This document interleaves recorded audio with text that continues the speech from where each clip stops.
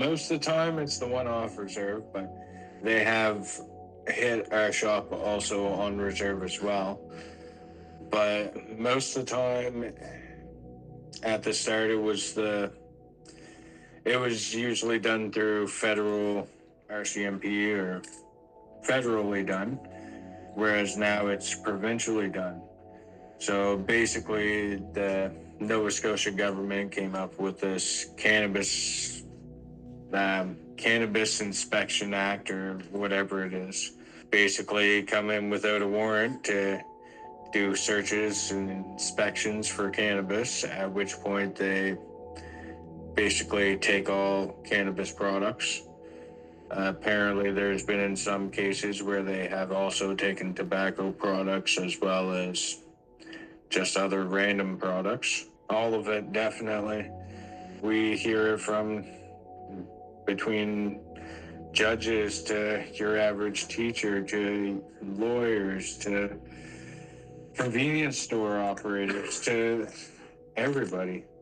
Like, it's not just affecting one little group of the community, it's affecting all of it. We actually donate tremendously to our communities, and we try to on a regular basis. But when we go through stuff like this, it puts a little bit of turbulence on doing that for the community. My reaction to that was, that's a true warrior. That's how you're supposed to do it. Like, and don't back down. Stand your fucking ground. Like, put them in their place and tell them they're in Mi'kma'ki. They're not. They may consider the little piece of Mi'kma'ki they're in to be Nova Scotia, but Mi'kma'ki is way bigger than Nova Scotia. It will always be, and we'll never back down. It very much so. The Mi'kmaq have never lost, they've never surrendered, and they've never ceded. There's a lot of times most people talk about Mohawk warriors, but they aren't well aware of the Mi'kmaq warriors. But our warriors were very, very fierce and very, very feared.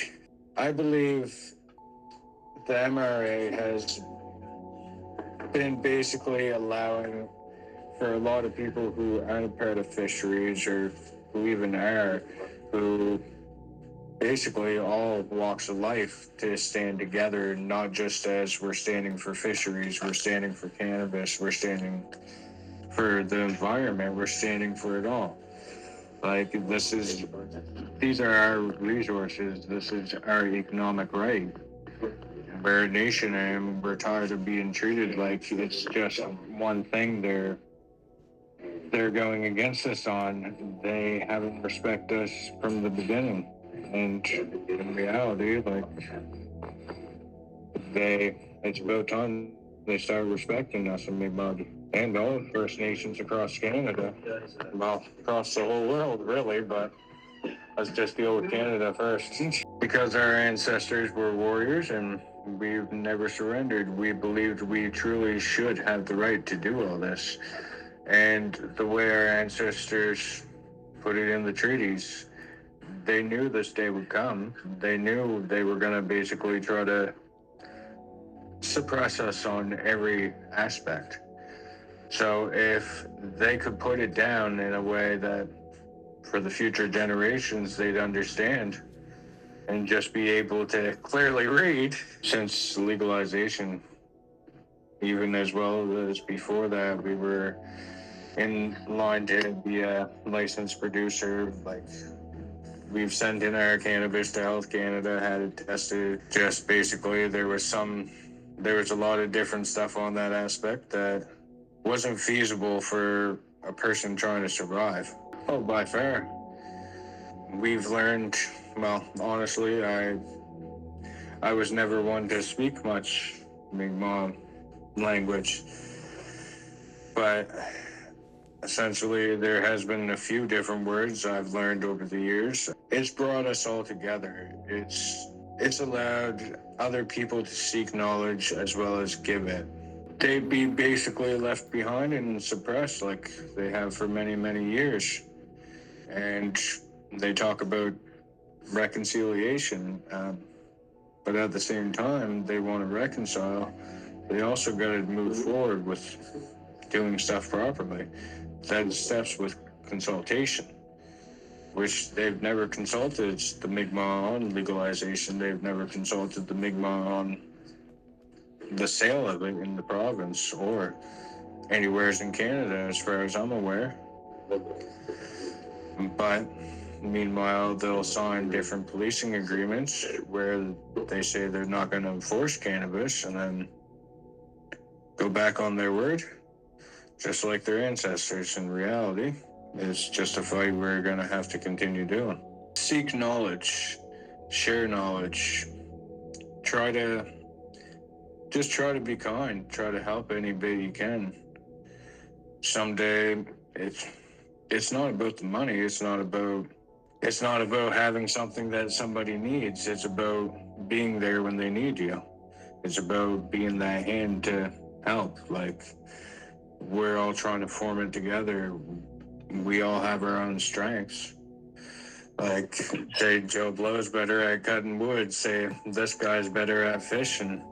Man, you ain't gonna cook the fish without the fire.